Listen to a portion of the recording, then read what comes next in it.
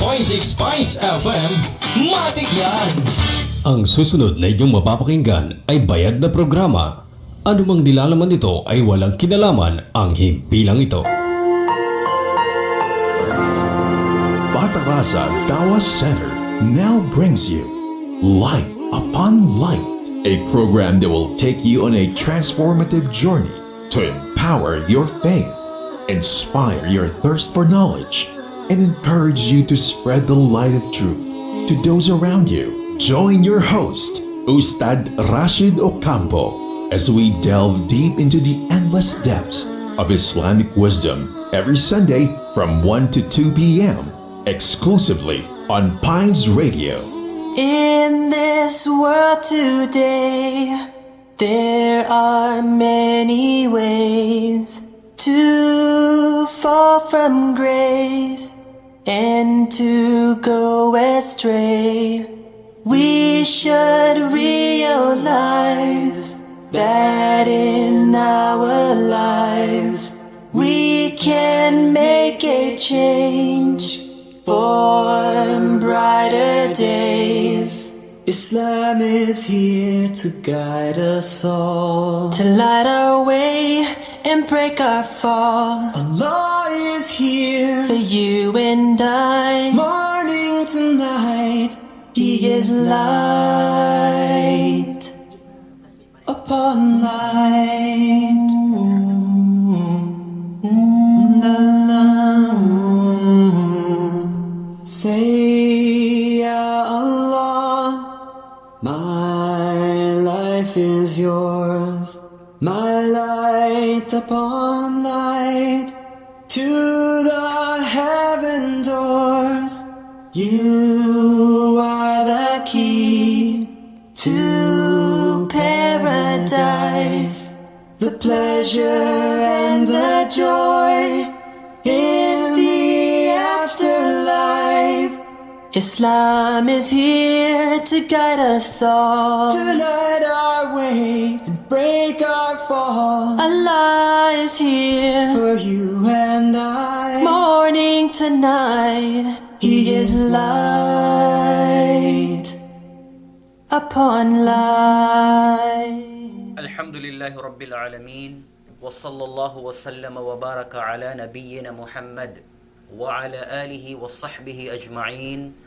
Rabbi shrah li sadri wa yassir li amri wahlul uqadatan min lisani yafqahu qawli. Allahumma allimna ma yanfa'una wa anfa'na bima 'allamtana wa zidna ilma.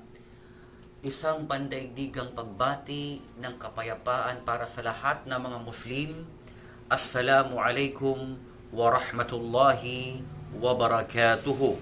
At para po sa mga hindi naman po mga Muslim, ay magandang hapon po sa inyong lahat.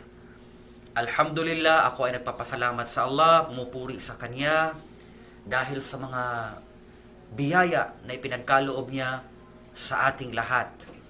At ngayon po, muli po tayong magbabalik sa ating programa Light Upon Light every Sunday from 1 to 2 p.m. Kasama niyo naman po ako, si Rashid Ocampo, at ngayong hapon ay kasama din natin ang iilan sa ating mga kapatid, kaibigan, at mga mag-aaral ng Bataraza Arabic Learning Center.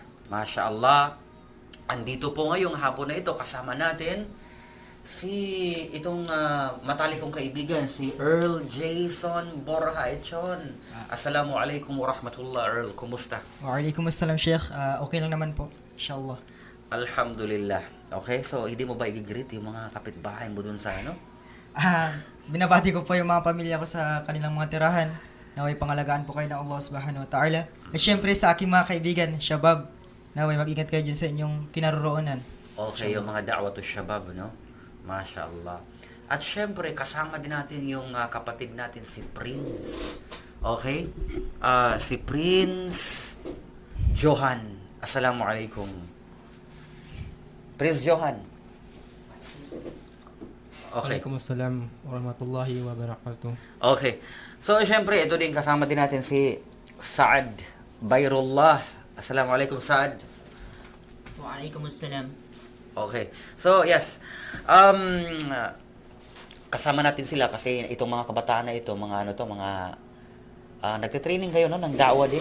Inshallah. Oo, para matuto tayong lahat kung papaano ang pagsasalita, pamamaraan ng pagpapaabot ng ating relihiyon. Kasi alam natin na ang pagpapaabot sa relihiyong Islam, ito ay tungkulin ng mga Muslim, lalo na yung mga katulad ninyo, ng mga nag-aaral.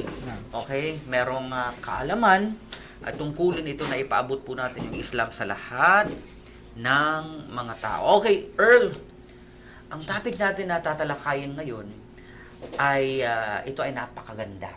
Okay, bakit?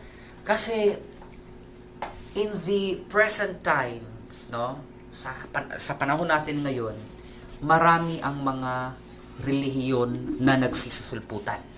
Okay, napakaraming relihiyon.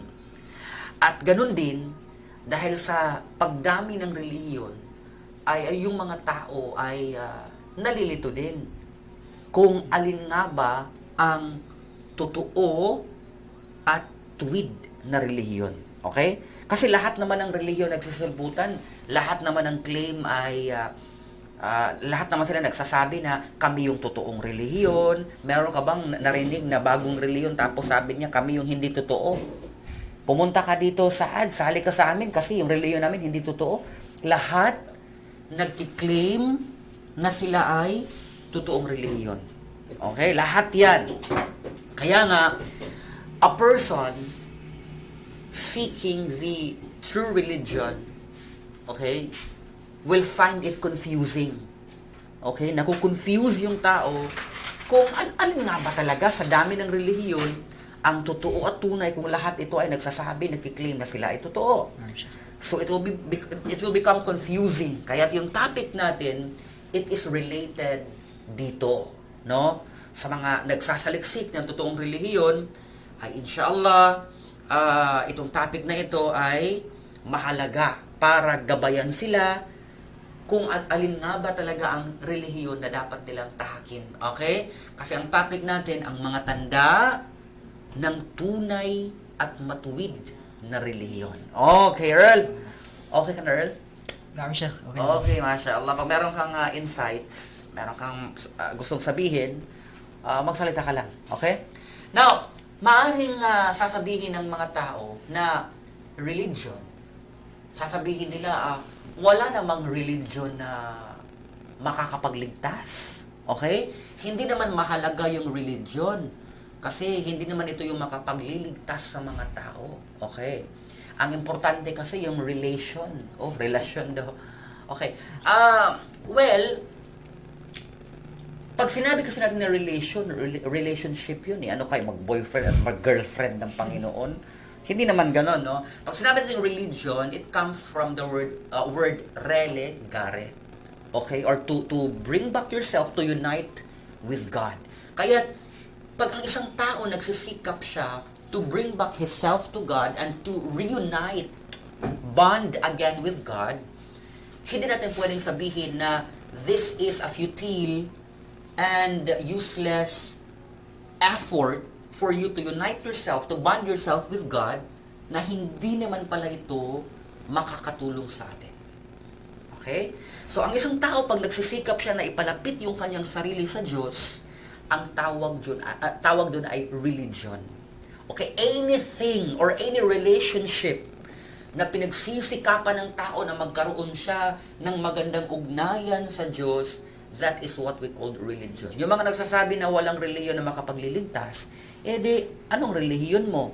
Sasabihin niya, ako ay ganito, relihiyon ko ay born again. For example lang. Di, ano pang purpose mo? Bakit nandyan ka pa sa relihiyon mo na yan? Kung hindi ka naman pala maililigtas niyan. Okay, di, advice ko na umalis ka na dyan. Kasi hindi ka naman pala kayang iligtas niyan. Bakit nandyan ka? Para pirahan lang ba ng mga leader ng simbahan? Hingan ka ng abuloy ng tithes, 10%? Of course not. Kaya, yes, religion po, ito ay hindi man siya nakapagliligtas, okay, by religion itself. Pero ang religion po, it is our moral compass. When we say moral compass, Earl, Ano ba yung compass, no? Sa pamamagitan ng religion, you can know Direction. yes, the right direction, the right track, what is good and bad, ano ang gusto ng Panginoon at ano ang hindi niya gusto, anong pinahintulutan niya at anong pinagbawal niya sa pamamagitan ng religion. So, religion itself might not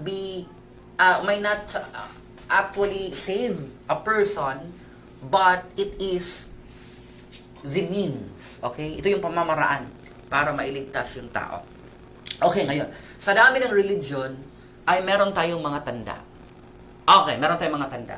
Now, Earl, Johan, magbabanggit ako ng mga tanda. Okay? Magbabanggit ako ng mga tanda. Pero, sasalain natin ang tanda na ito. Meron siyang formula, dapat. Okay? Merong formula.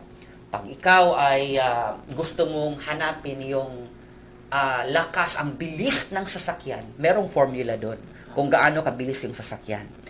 Ang formula for speed is equal to distance over time. Okay? Speed is equal to distance over time. Pag gusto mong hanapin yung slope of the line, meron ding meron ding formula. M is equal to y sub 2 minus y sub 1 over x sub 2. Diba? Minus x sub 1. So, mga ganun. May formula po. Ngayon, itong mga tanda na ating babanggitin ay sasalain natin ito sa 3 batayan. Okay? Dapat ang tanda, Earl.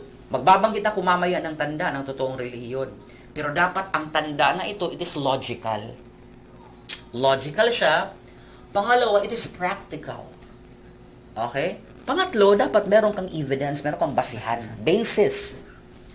Ngayon, when we say logical, ibig sabihin ng logical, ito ay makatwiran at hindi sumasalungat sa kaisipan at talino ng tao. Yun bang natatanggap ng isip mo? This is logical. Yung isang bagay na hindi mo matanggap, tulad ng ang Diyos, isa lang siya, isa lang talaga siya, pero nagkaroon ng 3 Ama, anak. 3 persona. For me, that is illogical. Although, no offense, may mga mga Kristiyano, non-Muslims na nakikinig, wala pong offense dito. Pero for me, ito yung paningin natin, it is illogical. Hindi siya katagap-tanggap sa kaisipan at talino ng tao. So, magbabanggit tayo mamaya ng mga tanda ng totoong religion and then, titignan natin kung ito nga ba ay logical. Pangalawa, titignan natin kung ito nga ba ay practical. When you say practical, it is applicable sa buhay ng tao. Na isa sa buhay ito ng tao. May gamit sa kanyang buhay. Okay, logical, practical. Pangatlong formula natin na kailangan nandun sa tanda na yon, meron siyang basihan. Okay, pagpapatunay ayon sa science, we can use science as evidence. Fact, higit lalo yung Quran at yung iba pang mga kasulatan. Okay? Iba pang mga kasulatan gamitin natin. Although, in Islamic point of view, only the Quran and the Sunnah, yung hadith ng Propeta sallallahu alaihi wasallam, is the absolute evidence. Okay? Pero in this case kasi it is more, we are approaching it in a comparative style, okay? Comparative approach. Kaya gagamitin natin yung iba pang mga aklat, mga kasulatan ng iba pang mga religion. Okay? So open to all ito. Ngayon, when it is practical, it is logical, at meron siyang basihan, it is equals to tanda ng tunay na religion. Okay? Anyway, pag meron kayong mga katanungan, pag meron mga clarifications yung ating mga nakikinig ngayon, ay mag-text lamang po sa ating number 0981-616-4327. Ulitin mo natin yung ating number, 0981-616-4327. Yun po, pag meron kayong mga nais na linawin, katanungan sa amin, ay pwede kayong mag-text sa number na yon, o di kaya kung gusto nyo ng harap-harapan, face-to-face, na tayo mag-usap, pwede rin kayong mag-text sa number na yon, o kaya bisitahin nyo kami sa aming opisina sa Batarasa Da'wah Center, second floor ng BTC Building. Sa harap po ng terminal, meron kayong makikita doon na napakalaking sign. Okay, nandun yung BDC, Batarasa Da'wah Center. Yun po, pwede nyo kaming bisitahin anytime.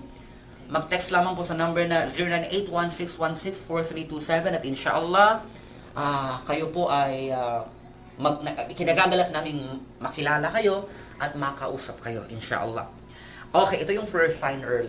Okay, Johan, ano natin sasalain natin dito If this is logical ba, practical ba, na isa sa buhay ba ng tao, and it is may basihan. Hindi siya gawa-gawa lang. Okay? Number 1 na tanda, dapat pag ikaw tao naghahanap ka ng totoong relihiyon, ang pinakauna at pinakamahalagang tanda, okay? Pinakamahalagang tanda na dapat mong tingnan sa isang religion na hinahanap mo kung ito ba ay totoo, tunay, pinakauna, ito yung acid test. Okay? Ano yung acid test? Para malaman mo yung ginto, Para malaman. okay. Oo. Kailangan ng acid test. So, this is the acid test of true religion. Ito yung pinakauna. Dapat ang relihiyon na iyon, ito ay nagtuturo na iisa lang ang Diyos. Okay? Dapat hahanapin mo. Sa dami ng religion ngayon, nagsasabi sila ay totoo. Ang pinakaunang tanda na dapat mong hanapin sa religion na yun. Ang relihiyon ba na ito ay nagtuturo na iisa lang yung Diyos? Bakit? Logical ba na dapat ang religion na ito ay nagtuturo na iisa lang yung Diyos? Logical ba na iisa yung Diyos? Logical. Logical na iisa yung Diyos. Bakit? Kasi ang Diyos ay nag-iisa. Hindi siya 2, hindi siya 3, hindi siya 4, hindi siya 5, hindi siya marami. Hindi siya 10. Kasi kung ang mangyayari, magkakaroon ng maraming Diyos, ang definition kasi ng God, He is the omnipotent. When you say omnipotent, He is the all-powerful. Wala nang mas makapangyarihan sa Kanya. Okay? Omniscient. Omniscient, He is the most knowledgeable. Okay? He is the most knowledgeable. Wala nang mas maalam pa sa Kanya. Now, since you are the most powerful, pag dalawa kayo, sino ang mas powerful sa inyo? Okay, sino ang mas powerful sa inyo? So ngayon, magkakaroon ngayon, kasi noong unang panahon, nagkaroon ng Ragnarok. Alam niyo yung Ragnarok? Ito yung kabilang sa mga kwento-kwento ng mga una, mga mythology, okay? Na nagkaroon ng Ragnarok, it is battle of the gods. Okay, yung mga Diyos, sila ay naglaban-laban. So baka magkatotoo yun ngayon, no? Kung merong 2, 3 Diyos, magko-contest sila ngayon kung sino ang pinaka-malakas sa kanila, pinaka-makapangyarihan sa kanila. At hindi pwede na ang isang tao, si Earl, no? Si Earl, meron siyang 2 nanay. It's either isa sa kanila ang totoo niyang nanay, ang isa peke, o kaya ang 2 ang peke. Hindi pwede na ang 2 ay parehong totoo. It cannot be na dalawang nanay mo sa 2 pintuan ka lumabas, Earl. Hindi pwede yon. Okay? Ang isang tao, meron ka lamang isang nanay, iisang tatay, na totoong tatay mo. Hindi pwedeng 2, hindi pwedeng 3. Ano mangyayari pag meron kang 2 nanay? Mag-claim? Magkakagulo, Earl. Siyempre, magkakagulo. Kabit yan di ba? Kabit. Okay. Pag sabihin naman natin sa isang maliit na syudad, dito sa Batarasa, meron 2 mayor, no? Ating i-greet pala yung ating mayor Abraham Ibbah, Mayor Abe natin, mashallah. Kabilang siya sa mga tumutulong sa ating mga programa. Okay, for example sa Batarasa, meron 2 mayor. Meron si Mayor Abe, tapos merong mag-claim na siya yung mayor ng Batarasa, magkakagulo. Okay, magkakagulo, hindi pwede. Batarasa ba lang ito, napakaliit, no? What if kung punta tayo sa barangay, sa isang barangay meron 2 kapitan, hindi rin pwede. Iisa lang talaga. It is logical na kailangan isa lang yung Diyos, hindi pwedeng 2, hindi pwedeng 3, hindi pwedeng 4. Logical, Earl? Hindi. Logical. Katanggap-tanggap ng isip ng tao. Ang hindi katanggap-tanggap, yung marami ang Diyos. Okay? So, yun. Logical siya. Pumasa siya, no? Pangalawa, is it practical? Na iisa lang yung Diyos? Yes, it's practical. Imagine mo, Earl, Johan. Saan? Okay. Ang isang tao, ipinanganak ka, ipinanganak ka somewhere sa, kahit Amerika, sabihin natin Amerika, no? Amerikano. Hindi ka Muslim. Sumasamba ka sa mga Diyos-Diyosan. Okay? Sumasamba ka sa mga Diyos-Diyosan. Pag sinabi natin practical, na isa sa buhay ng tao, na i-apply niya, alam mo ba, pag nahulog yan sa hagdanan, kung Bisaya ka, Tagalog ka, taga Palawan ka, taga Batarasa o hindi, pag mahulog ka sa hagdanan, kahit yung mga Kristiyano maririnig natin ngayon, Diyos ko. Diyos ko po. Di ba? Diyos ko po. Diyos ko po. Ganon. Oh my God. Imagine mo, sumasamba sila ng maraming Diyos. Meron silang Ama, Anak, Espiritu at iba pa. No? Pero sa oras na ng pangangailangan, ng kanilang pagkahulog sa hagdan, ng kanilang aksidente, pagkadapa nila, iisang Diyos yung kanilang tinawag. Nakarinig ka na ba ng Amerikano saan? Sinabi niya, oh my God. Oh my God. Wala pa po siya. Oh mga Diyos ko. Sasabihin niyang mga. Kaya marami. Hindi, di ba? Ibig sabihin, natural instinct na kahit pa sumasamba siya ng maraming Diyos, pero sa oras ng pangangailangan, iisang Diyos yung kanyang tatawagin at tinatawag sa oras ng kanyang pangangailangan, hindi marami. Right? Kahit pa siya ay sumasamba ng maraming Diyos, iisang Diyos ang lumalabas sa kanyang bibig sa panahon ng pangangailangan. Diyos ko po! Meron bang OA na nagsabi, mga Diyos ko po, o mga Diyos ko, tulungan niyo po ako. Wala pang gano'n. Wala siya. Therefore, it is practical na isa sa buhay ng tao sa kaniyang sarili. Tama? Na isa sa buhay niya, na ia-apply niya kahit pa yung sumasamba ng maraming Diyos, bumabalik siya sa original na pagtatawag sa iisang Diyos. Okay? So, yes, yun po, practically, napatunayan natin. Okay, ngayon, basihan tayo. Ngayon, sinabi ng Allah sa banal na Quran. Okay, kasi pag sinabi ng basihan, sa ibang mga kasulatan, no? Ngayon, sa Quran, sinabi ng Allah sa chapter 22, verse 34 ng banal na Quran. Okay, napakalinaw dito. Chapter 22, verse 34. Ito ang sinabi ng Allah subhanahu wa ta'ala, فَإِلَاهُكُمْ إِلَاهُ وَاحِدٌ فَلَهُ أَسْلِمُوا وَبَشِّرِ الْمُخْبِتِينَ. Anong ibig sabihin nito? At ang Diyos mo. Okay, sinabi ng Allah, فَإِلَاهُكُمْ, at ang Diyos nyo, sinabi ng Allah subhanahu wa ta'ala, ay isang Diyos. Isa lang. Hindi po tatlo ang sinabi dito. Hindi po tatlo. فَإِلَاهُكُمْ إِلَاهُ وَاحِدٌ فَلَهُ أَسْلِمُوا. Kaya kayo ay tumalima, sumuko sa Kanya. Okay? So, iisang Diyos po ang tinutukoy dito po sa banal na Quran. Marami bang aya? Ano pa yung aya, Earl, na iisa yung Diyos sa banal na Quran? Ano yung aya? Sa Suratul Ikhlas. Ikhlas. Oo. Suratul Ikhlas. Anong sinabi ng Allah doon? Sa Qul huwallahu ahad, Allahus samad. Napakaganda no ng mga quality. Qul, sabihin mo, Allahu ahad. Qul huwallahu ahad. Sabihin mo, siya ang Allah, tanging nag-iisa. Pag sinabi mo na ahad, siya lang talaga ang nag-iisa, the first at wala ng second. Wala ng assistant. Walang katambal. Tanging nag-iisa na pinakamalakas, makapangyarihan, maalam sa lahat, at hindi pwedeng pantayan ni numan. Kahit pangalawa lang sa kanya ay wala na. Okay. So, ibig sabihin, hindi siya nagkakanak. Ha? So, yung sinabi ni Earl kanina, Allahu Samad, lam yalid, walam yulad. Hindi siya nanganak, at hindi siya ipinanganak. Why? Bakit hindi nanganganak yung Diyos? May mga pilosopo sasabihin nila, kaya naman ng Diyos ang lahat eh. Okay? Kaya naman ang Diyos, hindi niya ba kayang manganak? Siya ang pinakamakapangyarihan? Kung gusto niya manganak, sino makakapigil? Okay? Kaya ba ng Diyos na manganak siya? Pwede.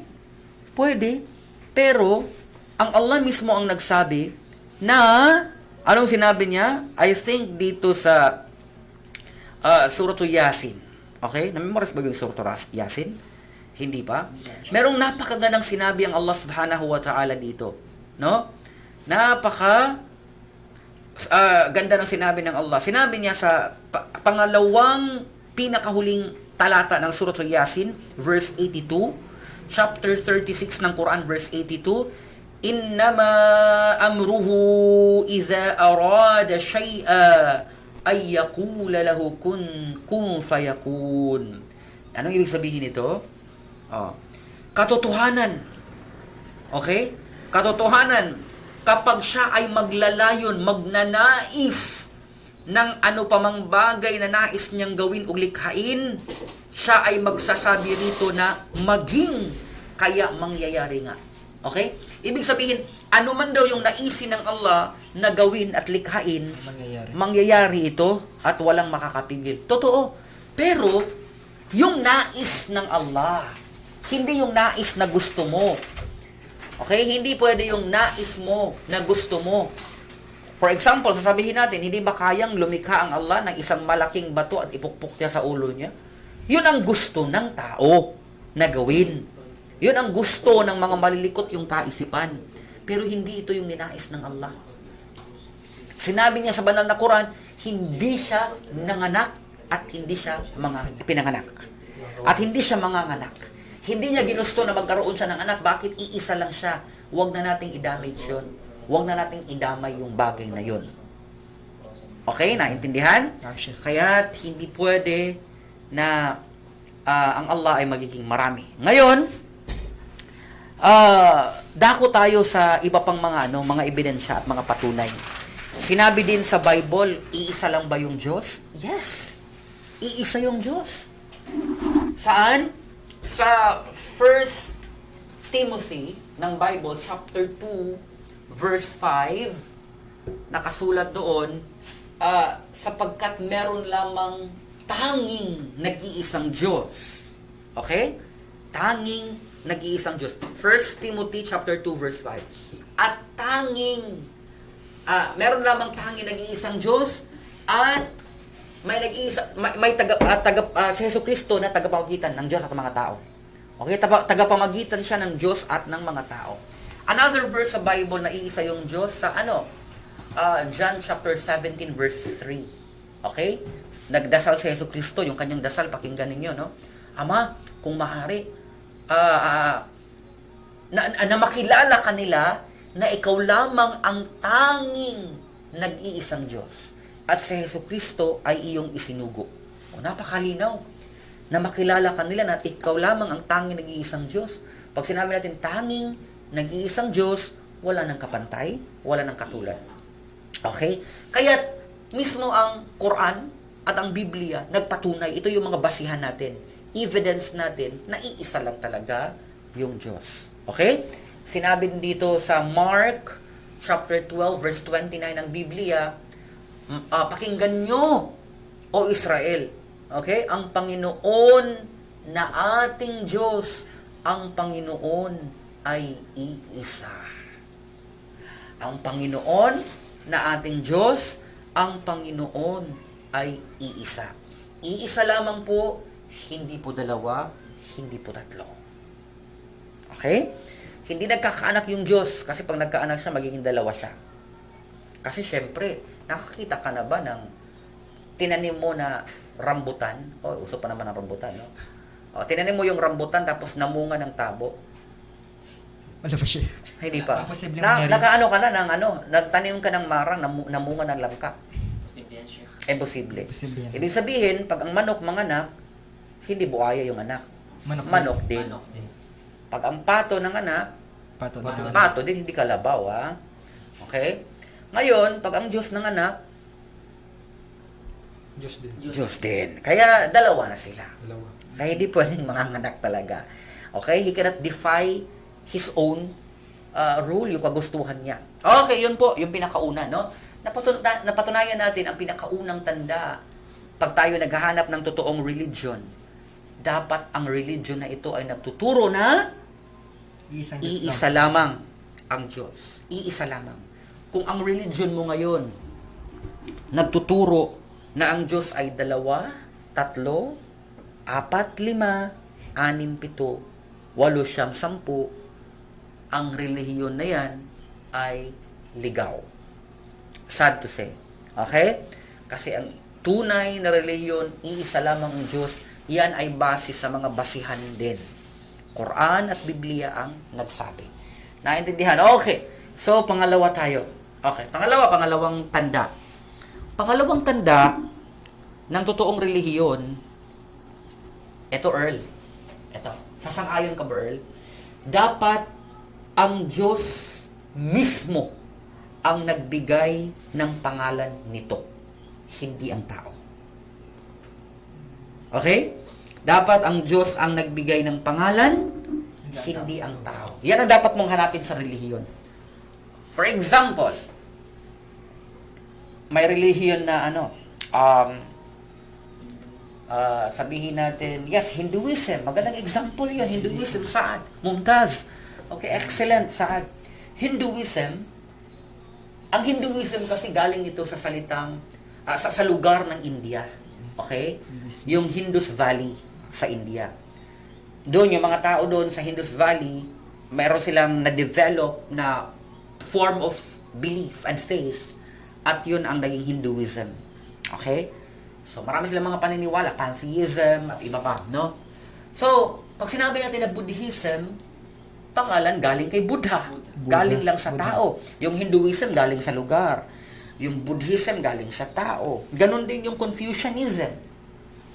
Merong relihiyon na ang pangalan ng relihiyon nila is Rizalian. Galing kay Jose Rizal.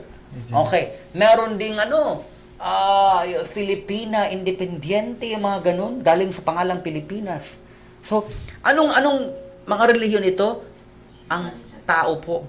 Okay? Tao ang nagbigay ng pangalan, hindi po ang Diyos. Sinunod lamang sa kapwa nila tao, o kaya mga lugar, mga bagay, pangyayari, ganun po.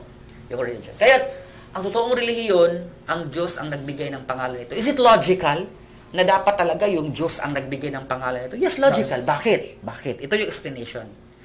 Ang Diyos ang nagpahayag ng kanyang religion. Sa makatuwid, siya mismo sa kanya mismo nagmula ang pangalan nito. Hindi pwedeng nagmula sa Hindu Valley. O, hindi pwedeng nagmula sa tao, sa hayop, ano't namang bagay. Ang Diyos ang nagpahayag ng kanyang religion, siya mismo ang nagbigay ng pangalan nito. It is logical, katanggap-tanggap ng isip ng tao. Is it practical? For example, ikaw ay, ang pangalan ng religion mo ay Filipina o Rizalian. Paano mo maisa sa buhay? Or meron bang sense, practical sense, yung pangalan pa lang? Hindi. But when you say Islam, tingnan mo ang ibig sabihin ng Islam. Anong ibig sabihin ng Islam, Earl? Kompletong relihiyon. Kompletong pagsuko. Kompletong religion, pagsuko. Yes, complete, total submission to Allah subhanahu wa ta'ala. Okay? Al-istislam. Okay? Lillahi bi tauhid, no? So, 'yun. Ang pagsuko sa Allah sa kanyang kaisahan. Okay? So, 'yun. 'Yun ang Islam. Pag sinabi mong complete submission, anong practicality doon? Isuko mo ang iyong kagustuhan sa kagustuhan ng Diyos. Okay. Now, ngayon, anong mangyayari pag isusuko mo ang kagustuhan mo sa kagustuhan ng Diyos? Magiging Muslim ka. Si Jesucristo sa Bible, sa Luke chapter 22 verse 42 ng Biblia, sinabi niya doon, Ama, kung maaari, tanggalin mo sa akin ang saro na ito ang pinakamahalaga. Ngunit hindi ang aking kagustuhan, kundi ang sa iyo ang masusunod. Si Kristo, habang sinasabi niya ang mga bagay na ito, siya ay nagpatira pa sa lupa. Matthew chapter 36 verse 28 ng Bible. Lumakad siya sa unahan, nagpatira pa sa lupa at nanalangin. Ano ang laman ng kanyang panalangin? Yun. Sabi niya, hindi ang aking kagustuhan, kundi ang sa iyo ang masusunod. Nagpatira pa sa lupa, Muslim lang yung nagpapatira pa sa lupa. At ang ibig sabihin ng Muslim, yung sinusunod, hindi ang kanilang sarili, kundi ang kagustuhan ng Diyos. Exactly, tugmang-tugma sa kung ano ang ginawa ni Hesukristo at kanyang sinabi at pinaniniwalaan. Kaya nga, tayo ay nagsasabi na si Hesukristo po ay isang Muslim. Isa po siyang Muslim. Yun po, practicality yun, yung practical. Yung basihan natin na ang Islam ay ang Allah mismo ang nagbigay ng pangalan nito, hindi ang tao. Ang Islam, ang Allah mismo ang nagbigay ng pangalan nito at hindi ang tao. Sinabi ng Allah sa banal na Quran sa suratu Ali Imran. Okay? Sa Ali Imran, sinabi ng Allah subhanahu wa ta'ala, Inna ad-dina indallahi al-Islam. Tunay na ang relihiyon para kay Allah, katanggap-tanggap para kay Allah, ginusto ng Allah, pinili ng Allah ay ang Islam. Napakalinaw, letra por letra, binanggit ng Allah subhanahu wa ta'ala na ang relihiyon para sa Kanya ay ang Islam. Malinaw po ang ating basihan. Okay? Napakaraming talata. Sinabi ng Allah subhanahu wa ta'ala sa suratu Ali Imran, verse 85 po ng banal na Quran, وَمَنْ يَبْتَغِ غَيْرِ الْإِسْلَامَ دِينًا فَلَنْ يُقْبَلَ مِنْهُ وَهُوَ فِي الْآخِرَةِ مِنَ الْخَاسِرِينَ. Okay? Anong ibig sabihin nun? Whoever seeks a religion other than Islam, it will never be accepted of him, and in the hereafter, he will be one of the losers. Ibig sabihin, sino man yung tao na magnais siya ng ibang relihiyon liban sa Islam, hindi ito tatanggapin sa kanya, at sa kabilang buhay siya ay maibibilang sa mga taong talunan. Subhanallah. Napakalinaw. Mismo ang Allah subhanahu wa ta'ala nagbigay ng pangalan na ang pangalan nito ay Islam. Sinabi ng Allah sa banal na Quran sa Suratul Ma'idah, chapter 5 ng Quran, verse 3, Al-yawma akmaltu lakum dinakum wa atmamtu alaykum ni'mati wa raditu lakumul Islam dina. This day I have perfected your religion for you, and I have completed my favor upon you, and I have chosen Islam as your religion. Ngayong araw na ito, ginawa kong ganap ang inyong relihiyon para sa inyo. At kinumpleto ko ang aking pabor para sa inyo. At kinalugdan ko ang Islam na maging inyong relihiyon. Napakalinaw po. Napakalinaw na ang Islam ay relihiyong binigay mismo ang pangalan, ang Allah mismo ang nagbigay. Okay? At hindi ang tao, hindi anumang lugar. Mag-isip ka ng ibang religion, pangalan, lahat ito ay ibinigay ng tao. Hindi po ang Diyos ang nagpangalan. Ngayon, sa Bible, for example, yung word na Christianity, hindi mo mababasa sa Bible. Yung word na Christianity, hindi mo mababasa. Meron kang mababasa, Christian. Meron kang mababasa, Christian, pero ito ay nababasa sa Acts chapter 11 verse 26. Sa Acts chapter 11 verse 26, the word Christian was first used by the pagans in Antioch. Okay? It appeared 3 times in the Bible after Jesus. Okay? Nawala na si Hesukristo sa mundo na ito bago pa lumabas yung word na Christian, and it appeared only 3 times in the Bible. After Jesus and not during His time. Ibig sabihin, yung pangalang Christian ay hindi ito alam ni Hesukristo.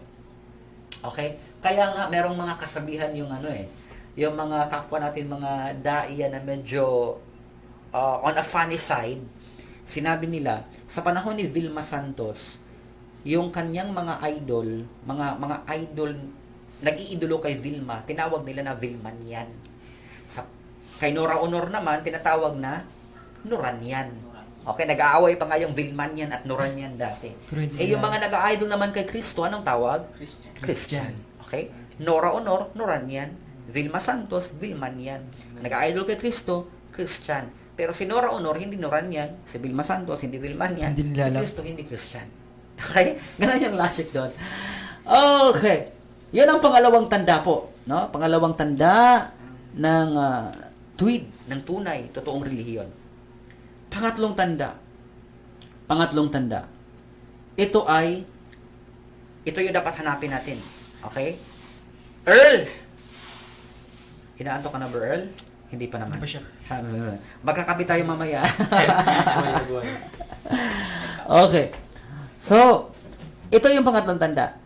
Ang relihiyon na dapat mong hanapin, it is the complete way of life. Okay? Or a complete way of life. Ganap na pamamaraan ng pamumuhay. Kompletong pamamaraan. So, ibig sabihin nito, complete way of life, lahat itinuturo niya, lahat sinusunod niya. Ano yung logic dito? Is it logical na dapat yung religion ay complete way of life? Yes.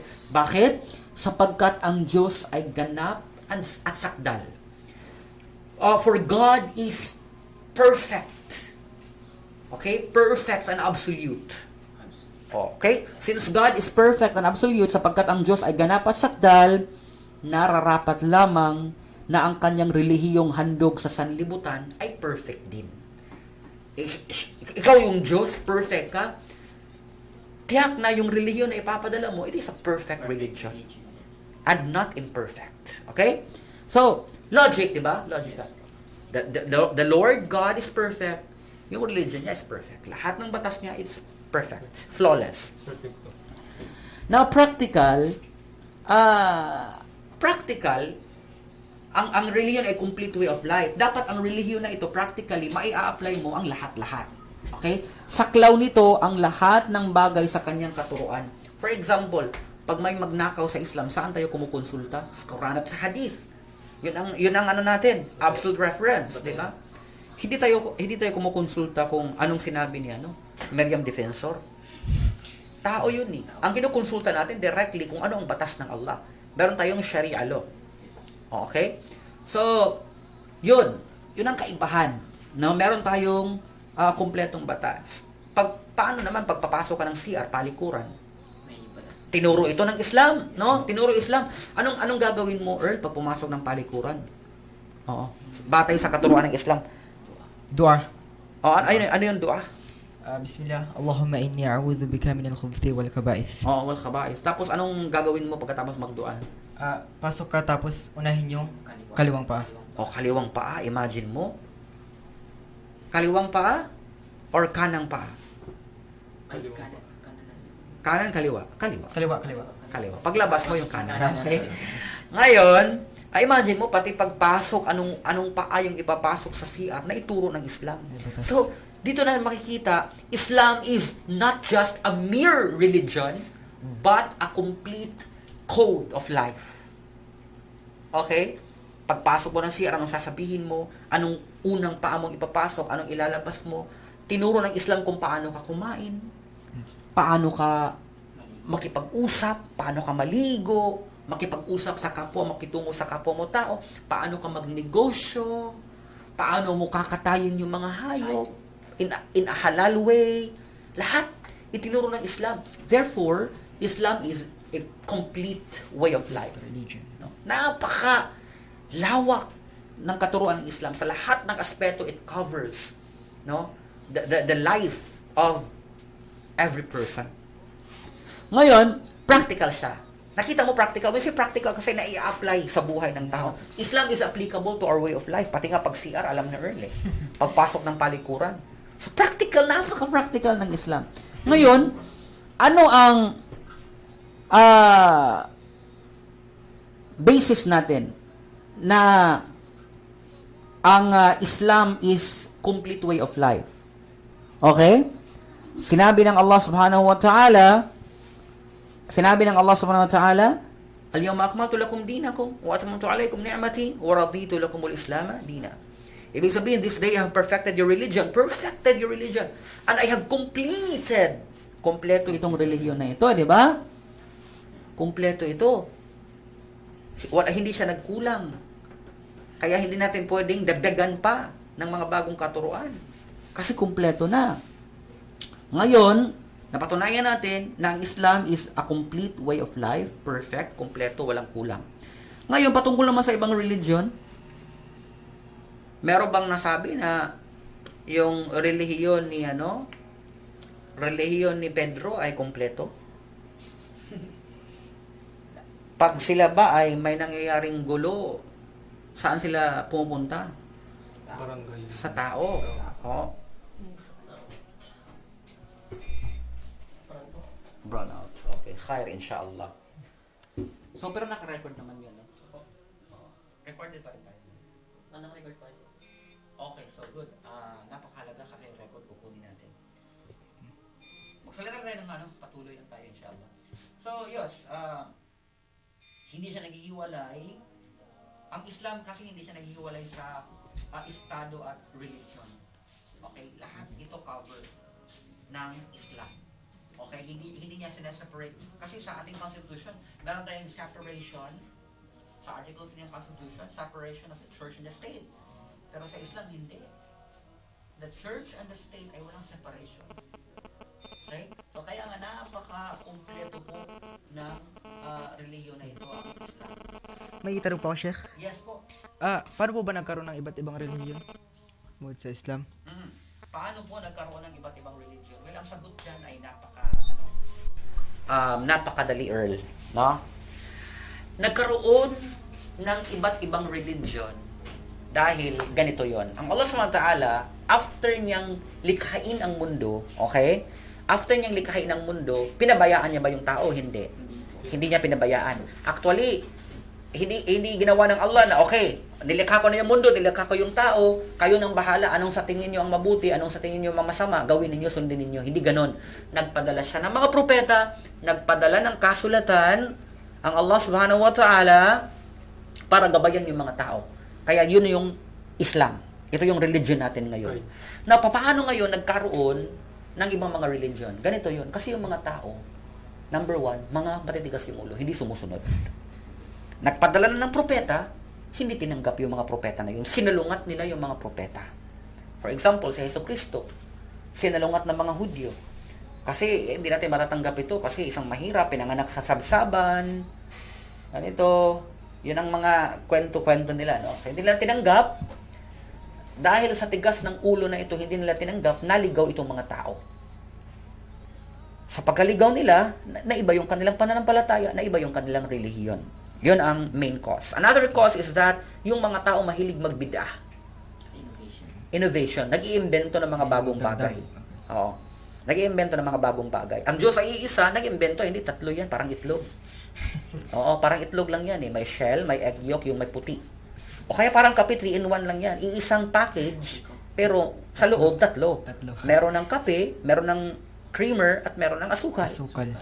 Parang gano'n yung na mahilig mag-imbento yung tao. Sa pag-iimbento ng tao ngayon, Earl, no? Nakapag-create sila ng mga bagong religion. For example, sinabi ng Allah, Islam yung religion. Nag-iimbento Nabasa nila na sa Bible, nakasulat na you cannot enter the kingdom of heaven unless you will be born again. Hindi ka makakapasok sa karyaan ng langit, ng Diyos sa langit, maliban na ikaw ay hindi born again. Nagtayo sila, born again. So, kami yun. Sinabi nila, kami yung maliligtas according sa Bible. Excuse me, yung verse na yan, nandyan na yan, wala pa kayo. Hindi kayo yung niyan, binabanggit, tinutukoy diyan. Ang ginawa nyo lang is naghanap ng mga bersikulo nakabasa at nag-fit in kayo. Pinagsiksikan yung sarili na sila yung tinutukoy doon. Okay? For example, may nabasa na sa Isaiah chapter 41 verse 10 to 11, no? Na kayo ang aking mga saksi, sinabi ni Jehovah, ang mga alagad na aking napili. Uy, nabasa nila yon. Sino yung mga alagad na napili ni Jehovah? Yung mga saksi. Nagtayo ng saksi ni Jehovah.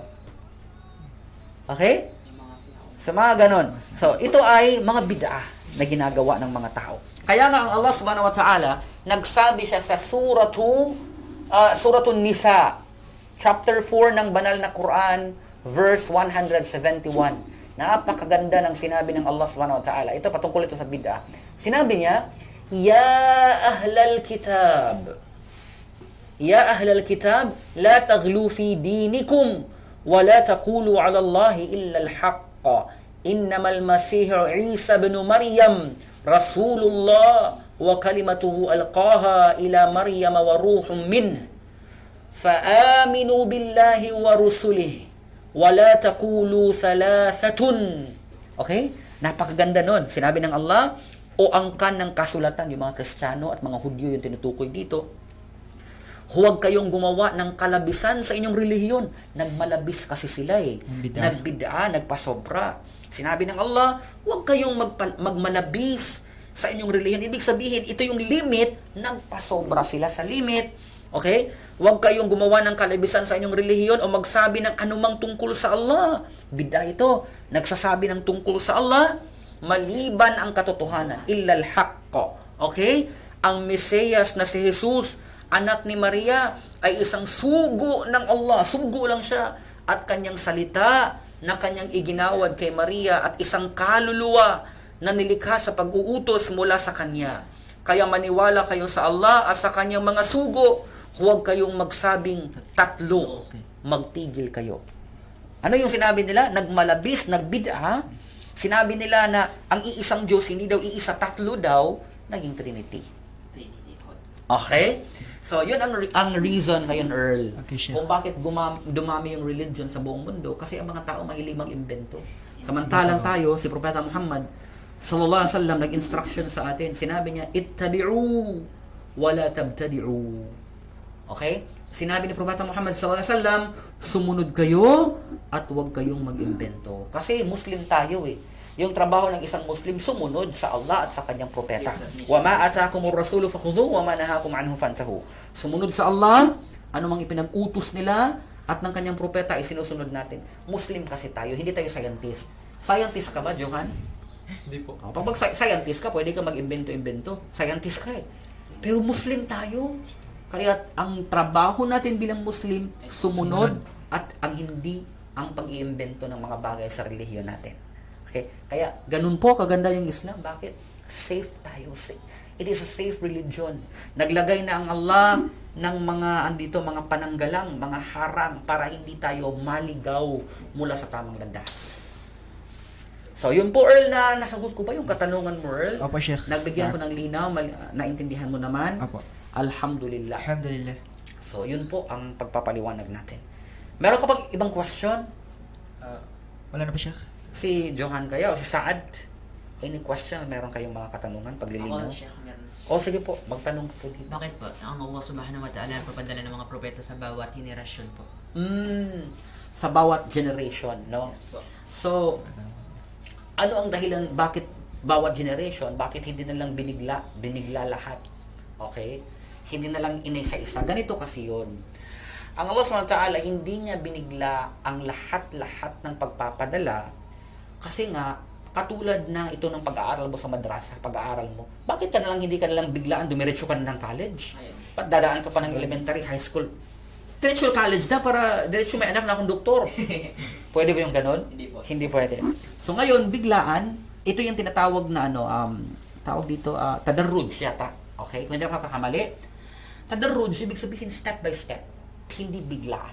Proseso. Kasi pag binigla mo, katulad yan ng isang balik Islam. Bagong yumakap sa Islam. O kayo, ngayon, bawal ka ng bawal ka ng manigarilyo, bawal ka ng kumain ng ganito, bawal kang uminom ng alak, bawal ka ng ganito, bawal. Sabi niya, alis na lang ako. Ang dami nagbawal, di ba? Oo, dapat fasting ka na, mag-ayuno ka, ganito, ganyan. Magsala ka na 5 times a day. Ang dami. So, ano magkaya ba? Hindi makakaya. Kaya ang Allah SWT nagpalala siya generation to generation kasi nga hindi mo pwedeng biglain. So nagpadala siya ng mga naunang propeta, pinalakas yung pananampalataya konti hanggang sa dumating ang iba pang mga sugo, dahan-dahang nabuo na nagkaroon ng foundation yung religion hanggang sa natanggap ito ng mga tao. Hindi siya biglaan kasi pag binigla mo, baka mabali. Okay? Baka mabiyak o kaya baka hindi makaya ng mga tao. Kaya dahan-dahan ito, gradual. Okay? Gradual, generation to generation dahil ina-address din ang problema ng generation na yon. So yun po, actually yung sagot na ito, it is more on tawag dito opinion, okay? Dahil ano na rin tayo, alhamdulillah, paubos na yung oras natin. Meron na lamang tayong ilang mga minuto na natitira. Siguro hindi natin na tatapusin, hindi natin magtatapos, inshallah. Maraming salamat po sa inyong pagsubaybay, pakikinig sa aming programa. Naway meron kayong napulutan na aral sa aming mga tagapakinig na medyo nasaktan. Kung meron kaming masabing masasakit, kami ay humihingi ng kapatawaran sa Allah at sa inyo. Sana ay mapatawad nyo kami at hindi ito maging dahilan na tayo ay magkakahiwalay yung ating mga puso. Naway gabayan kayong lahat ni Allah subhanahu wa ta'ala sa tamang landas at tanggapin niya ang inyong pagbabalik loob, insyaAllah. Maraming salamat po sa inyong lahat. Magandang hapon. Assalamualaikum warahmatullahi wabarakatuh.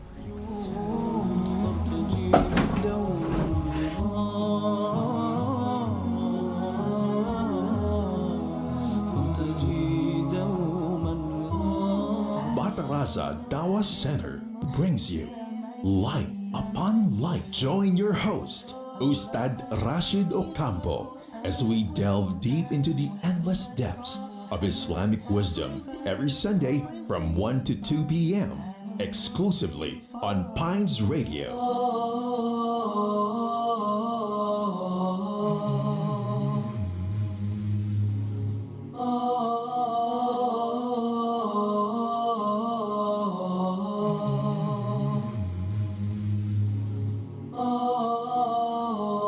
Ang programang inyong napakinggan ay bayad na programa.